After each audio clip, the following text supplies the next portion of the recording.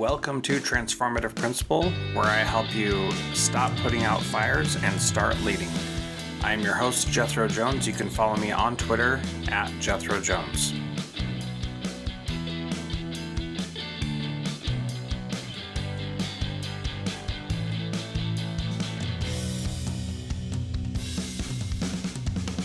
Welcome to Transformative Principal and Resilient Schools. We're going to do a simulcast with this podcast interview. Today I am honored to be joined by Erin Bailey. She is the Reading is Fundamental Vice President of Literacy Programs and Research. She brings deep curriculum and instructional expertise to her position, which includes serving as a subject matter expert in developing, curating, and managing content and professional learning for educators and families on learning. There's a bunch more stuff about her that I encourage you to go check out on the show notes at either transformativeprincipal.org or resilientschools.com, wherever you're listening to this. And she also was on Transformative Principal in February of 24, where we talked about helping families find joy in reading. And I'm really excited about this continued partnership with RIF and with NAMI and with Macy's. So this is a fun opportunity to focus on Macy's Success One. Is that what it's called? Hold on. I closed the tab and now I can't find it again. There it is. Just a sec.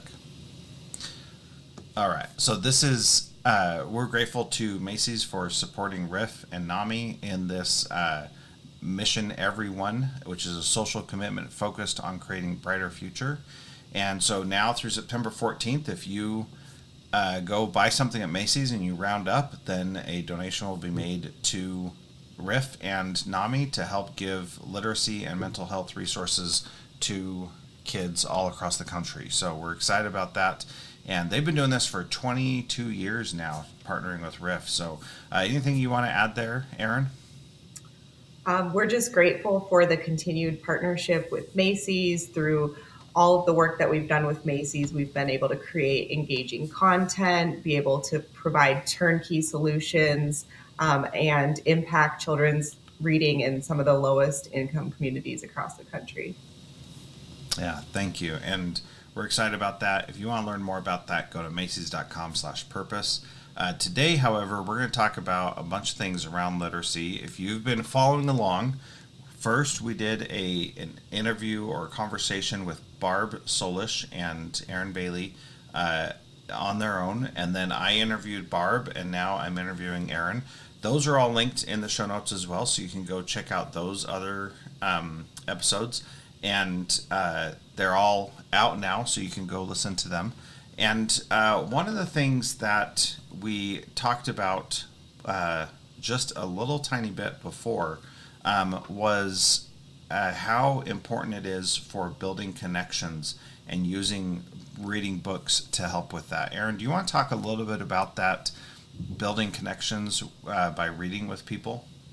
Sure. So I think that often when we think about reading, we're just thinking about the language component of it. So, and that's super beneficial to kids, hearing language, learning vocabulary words. But there's actually two other components too that I like to think of in terms of a teacher or a parent or a caregiver reading to a child. And that's the material component and the affective component. So the language component is pretty obvious.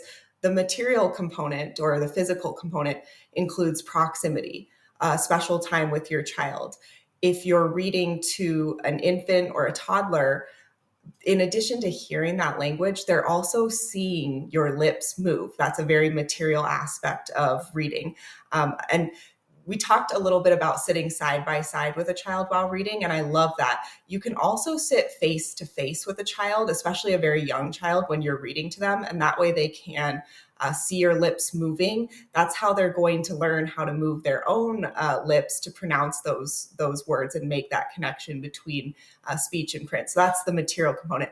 And then the other one is the affective component, where we can think of that feel-good component. I shared a little bit in the previous podcast about mothers reading to their newborns in the NICU, and how that was not only beneficial for the infants, but it was beneficial for the mothers. It helped the mothers with their postpartum depression. They had lower rates of postpartum depression after they were reading to their children in the NICU. Additionally, they've done some research on preschool children being read aloud to, and they've found that when young children are listening to books being read aloud to them, they release oxytocin, which is that chemical that makes you feel good and happy. So those are kind of the three main components I think of when I think of reading aloud: is the um, language component, the material component, and the affective component. And that's a very like scientific way to explain that, but there's also this emotional or spiritual connection that you have with someone as you are doing that together, which probably fits into those material and affective components also. But those are things that they're just not they're easy to overlook and not think that that's what we're doing it for. But some of the best experiences that I've had with my kids have been reading books with them and looking back on that time and seeing them understand something for the first time and experiencing it for the first time is always really cool. And sometimes it does get annoying when they're like, read this same page again and again and again. What's your advice there? I love that. And when you were saying that, I thought of a phrase: I do it for the aha moments.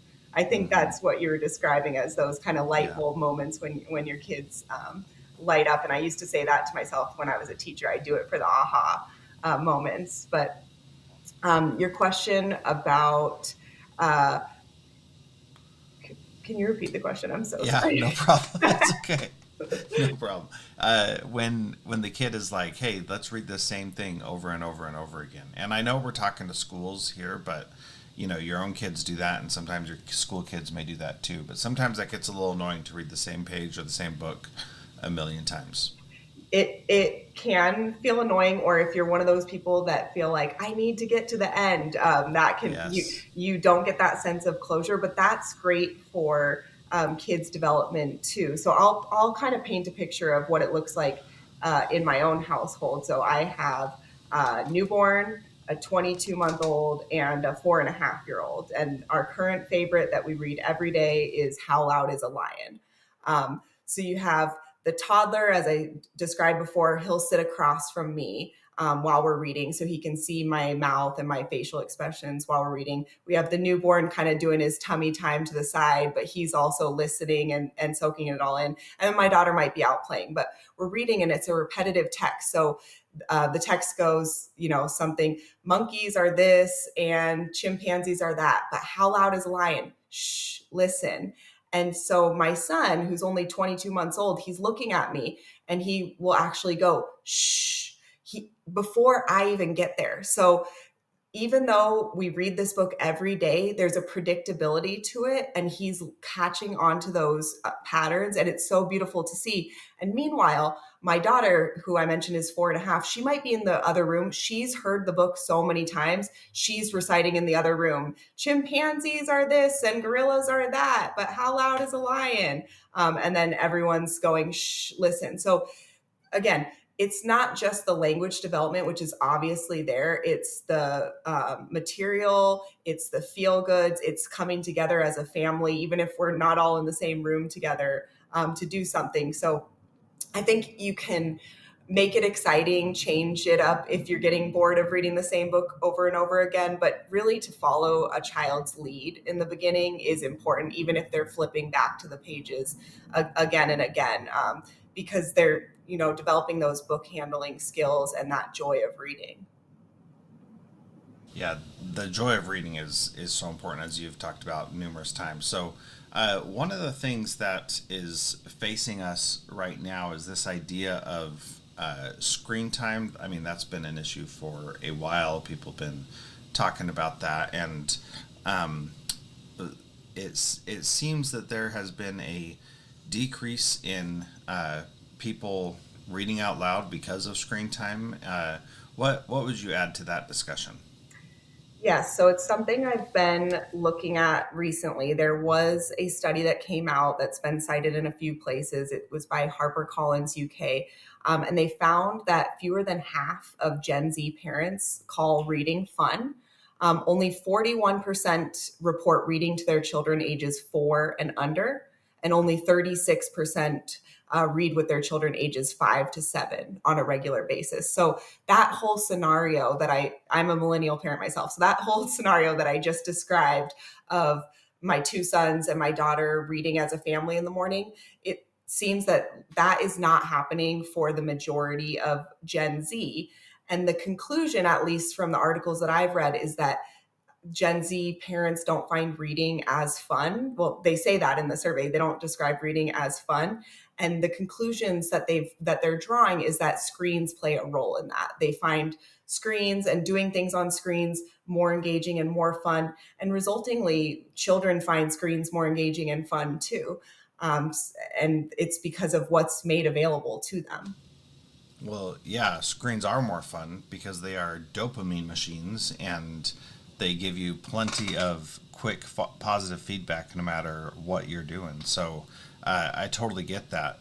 The concern for me is that the parents don't even think that reading is fun, and that blows my mind because I have personally always loved reading, and I get that if you struggled or didn't do much of it, then that could be an issue. Um, People who are Gen Z parents were students when we started moving away from reading whole textbooks in middle and high school and just went to reading selections and chapters right around the Common Core when it first rolled out. That was one of the things that happened. Do you see that as having an impact that just getting exposed to small snippets of great works might have contributed to that? What's your thought there? Definitely. And I think all of it is around small snippets. You mentioned the attention span. If you think of most of the things that you do on screen, and as you mentioned, text excerpts versus, reading an entire novel, they're all about attention and quick attention. TikTok is a big one. Those videos are typically around 30 seconds. And so it's actually training your brain to only be able to pay attention and process information for 30 seconds. You get bored if it's longer than that. I mean, that sounds like a tragedy because I I just love reading great books, and I love getting into the stories, and it seems like such a missed opportunity when that's not something that you love. And how do you think that is going to impact? I know this is more Barb's question, but how do you think it's going to impact mental health for kids who aren't being read to aloud? I think that they are missing out on opportunities to spend time with children and bond with children, release that oxytocin that I mentioned earlier that's happening when reading. I'm sure you've heard it described this way too. Reading can also take you places. It can feel like an escape, especially if you develop good reading stamina and you get lost in a book. And I just don't see that happening as much with technology. I mean, certainly you can get lost in scrolling, but I don't think it's the same type of getting lost as in a book. Hmm. Well, and a lot of that goes to the imagination that you have to experience, and you don't necessarily have to have much imagination when it's literally being shown to you.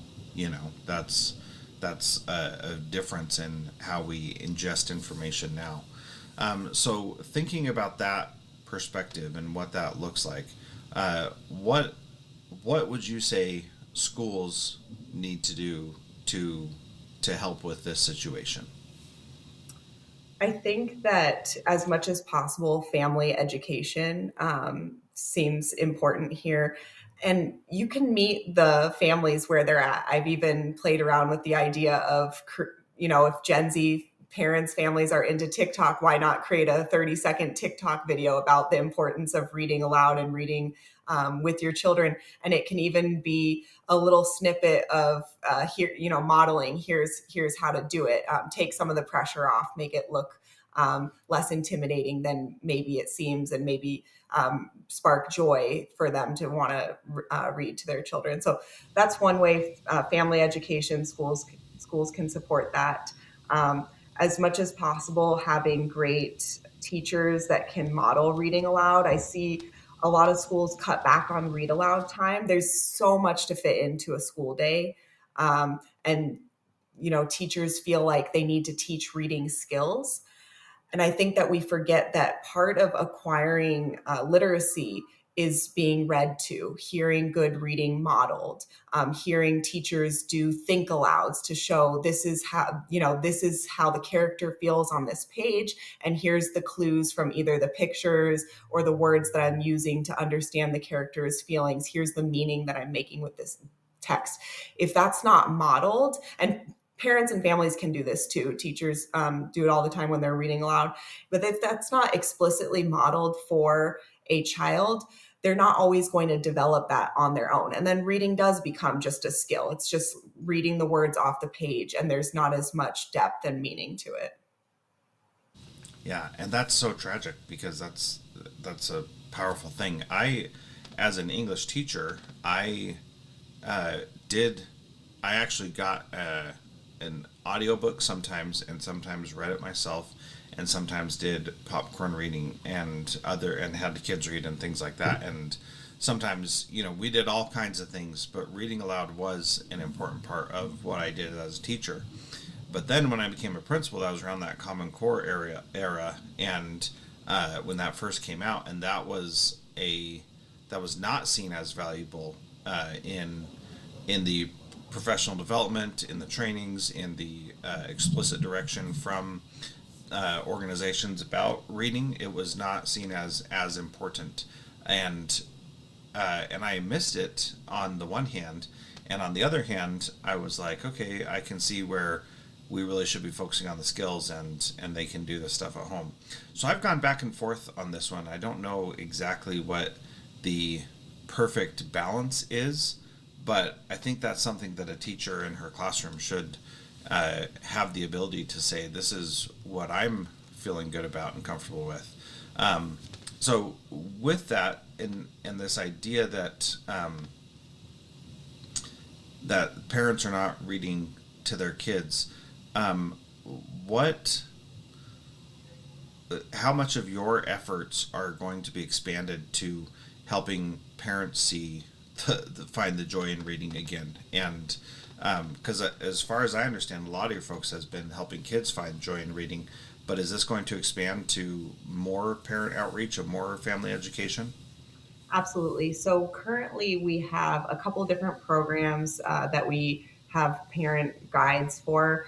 We have Read for Success, which is our read aloud program for kindergarten through third grade. And now we recently launched Read for Success Early Childhood, which is geared towards preschool.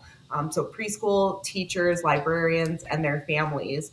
And for each book that we highlight, read aloud book, we have a family guide.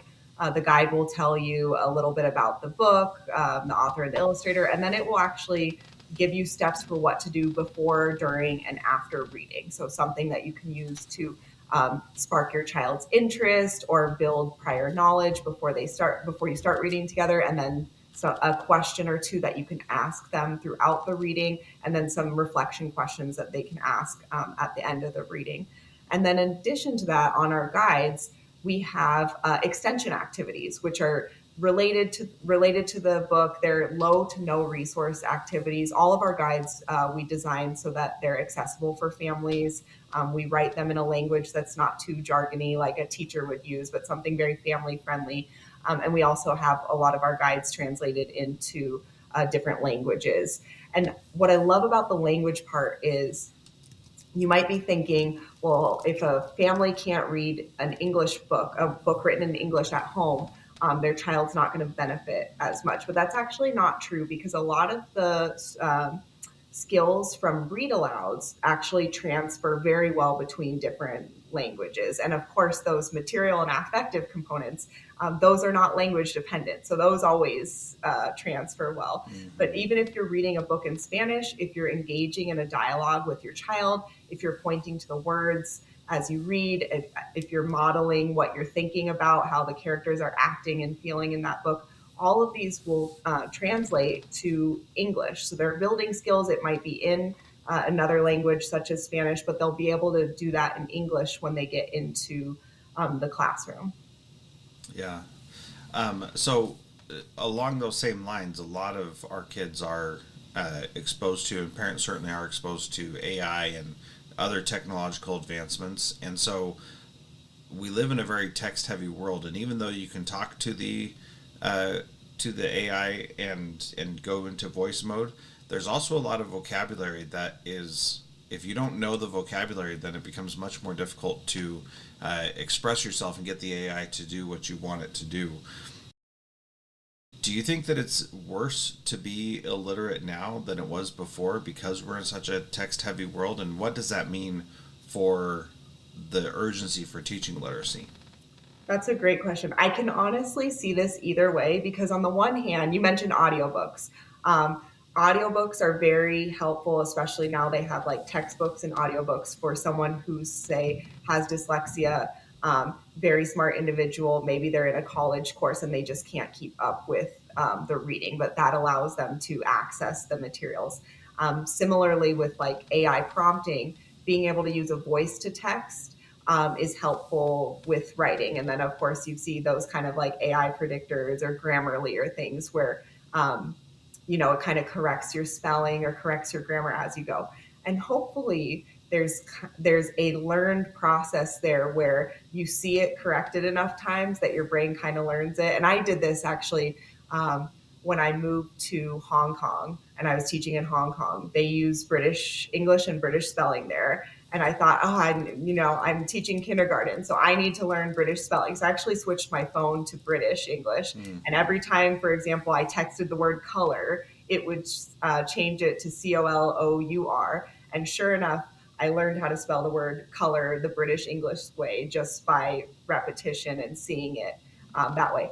Now I had a basis because I knew how to spell color, so there's that. And I will say also, when I moved back to the US and had to go back to English spelling, that was the tricky part because then I'd write something and question whether it was an S or a Z Yeah. for a long time. But so I do think there's benefits there. The pitfall that then, of course, is that it is doing the work for you a lot of the times. And, you know, things like writing essays, I don't know what the future holds for students being able to compose their own essay when they can provide a prompt to an AI and have it spit out an essay for you. You need to have the critical thinking skills to be able to fact check it and make sure that it sounds right. But yeah, I go back and forth with this all the time. I think there are many potentials, but also pitfalls. Yeah. Well, there is a quote by Ethan Mollick that I share in my AI presentations uh, just about every time I do it because it's just so good. And what he says is knowing when to use AI turns out to be a form of wisdom, not just technical knowledge. Like most wisdom, it's somewhat paradoxical. AI is often most useful where we're already expert enough to spot its mistakes, yet least helpful in the deep work that made us experts in the first place. It works best for tasks we can do ourselves but shouldn't waste time on, yet can actively harm our learning when we use it to skip necessary struggles. And that is the crux of it to me is that when you use it to skip the necessary struggles, that's when you're actually cheating yourself, regardless of how dumb the assignment was to begin with. You're cheating yourself by using it instead.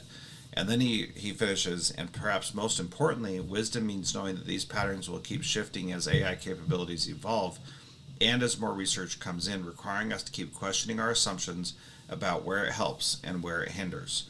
Now, you mentioned these examples of someone with dyslexia or some other disability that prevents them from being able to either keep up or produce the content that they need to for their life, and that's where AI can actually help tremendously. So, for example, my oldest daughter has Down syndrome and has thoughts and feelings and wants to express them, but doesn't always have the ability to. But she can type things out on her phone, And she's done this several times where she's needed to give a talk or prepare something, and she's typed out what she wants to say, and then we put it into ChatGPT, and it gives her a voice that she did not have before. Now, the key thing here is that she already knows how to read and then can read that so that it is actually her voice. But she also has experience with text and knowing how to write and compose some ideas. They're limited, disjointed, and difficult to understand if you don't know her. But AI has given her a voice that she didn't have before. And so that's where it's not just automatically, if a kid is using AI, then one, they're cheating, or two, they're shortcutting themselves out of the work they need to. This recent study came out and showed that using the LLM actually takes the cognitive load off of you so that you can focus on other things and not worry about the writing aspect, and help you think more clearly and more effectively, which was a very fascinating discovery that I will put a link to that study in the show notes. And it's pretty powerful, the things that we're starting to see from this, that it looked like kids were just cheating. Now it might look like they're actually giving themselves superpowers by not having to worry about the writing and focus instead on the ideas. Still lots to learn about that.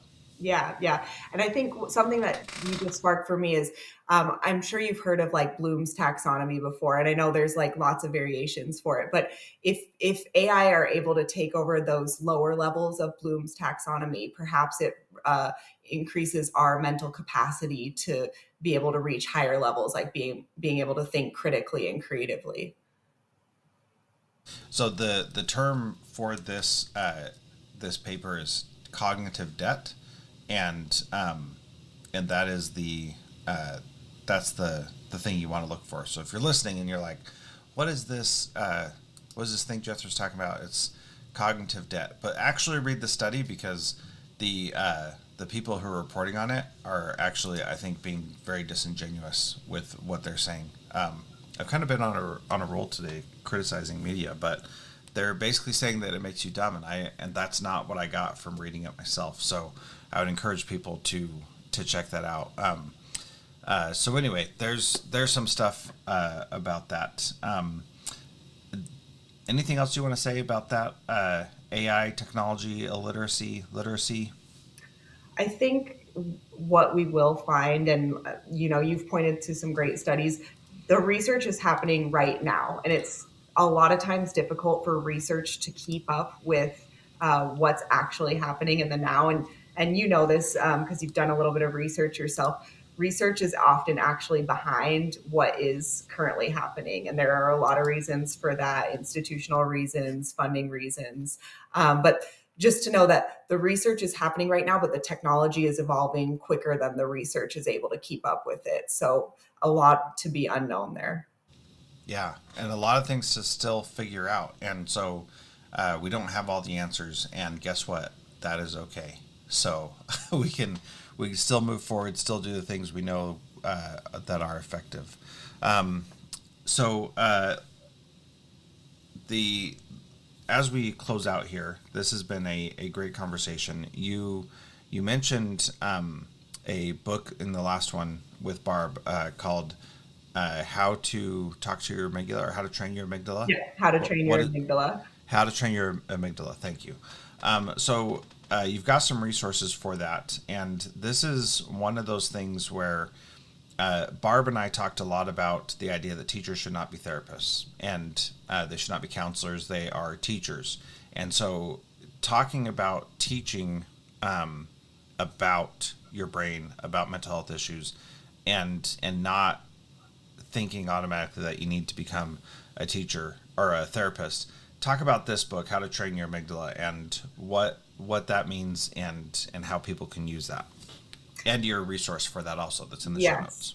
Yeah, I do have a resource in the show notes. We have a family guide and a teacher guide for that book. I think it's a yes and. I definitely think we should leave therapy to mental health professionals, obviously, but there are ways that you can teach using trauma informed practices, let's say, because you know this because you've been a teacher, Jethro. Like teachers wear many hats, and children need different things on different days, and they may show up on a day and need you to be not their therapist, but certainly need you to be someone that they can trust and feel safe with and feel confident in. So using books is a great way to do that. It helps fight the stigma in a lot of ways. It helps give names to things. So in this particular book, the amygdala is a part of your brain that's kind of that alarm system for danger, that fight or flight type of thing, and it becomes a character in this book. So it's a part of your brain, but it's personified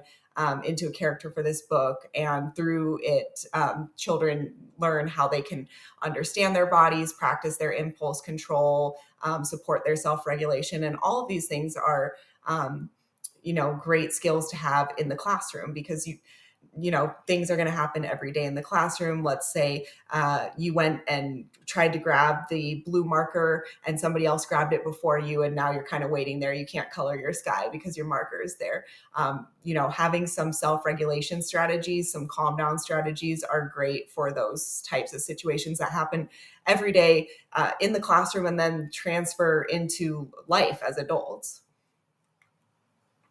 Well, and those teachers guides and parent guides are really helpful to help you know how to talk about those things and know what to do with it, which I think we